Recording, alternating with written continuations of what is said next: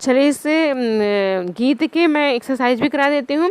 पहला का है कि कवि इन परिस्थितियों में वरदान नहीं मांगना चाहता है। किन परिस्थितियों में कवि जो है वरदान नहीं मांगना चाहते हैं बच्चों?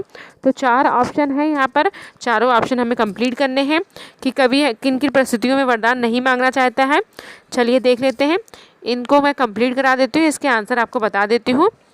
ठीक है, चलिए लिख लीजिए आप लोग। पहला है कभी तिल तिल मिट कर भी दया की भीख नहीं मांगेगा। ठीक है, पहला क्या ऑप्शन है? कभी तिल तिल मिट कर भी दया की भीख नहीं मांगेगा। दूसरा है कभी जीवन के सुखद प्रहारों की स्मृति खंडहरों के लिए विश्व की संपत्ति की याचना नहीं करेगा। तीसरा है जीवन की हार जीत में वह सहायता नहीं चाहेगा।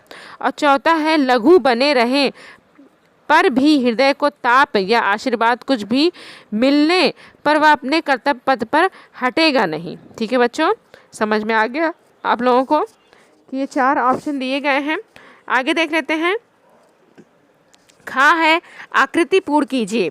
इसमें 2 fill in the blank complete करने हैं हमने, 2 बॉक्स बने हुए। पहला है, पहले क्वेश्चन पढ़ लेती हूँ मैं।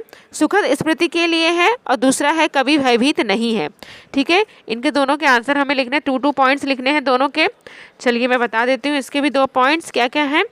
पहला हम देख लेते हैं सुखद स्मृति के लिए क्या है। पहला है सुखद स्मृति के लिए प्रहारों और खंडहरों।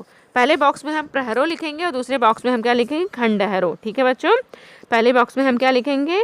प्रहरों और दूसरे बॉक्स में हम लिखेंगे खंडहरों। ठीक है बच्चों, और दूसरा देख लेते हैं कभी भयभीत नहीं।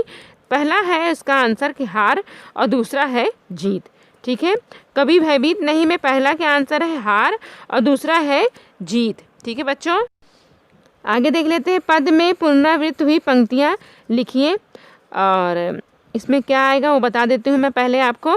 क्वेश्चन नंबर 2 है वो आपको करा देती हूँ पहले मैं आपको। तो पहला है वरदान मांगूंगा नहीं। ठीक है, इस पंक्ति में है कि वरदान मांगूंगा नहीं, ये बार बार रिपीट हुआ है इस पद में। ठीक है बच्चों, और दूसरा मैं बता देती हूँ आप। दूसरा देख लीजिए, इसमें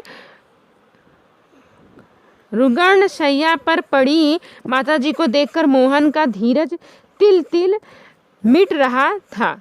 ठीक है, इसका ये आंसर होगा। तो आई होप आप लोगों को ये वीडियो समझ में आ गया होगा, अच्छे से समझ में आ गया होगा। थैंक यू सो मच ये वीडियो देखने के लिए। Thank you so much, bye bye.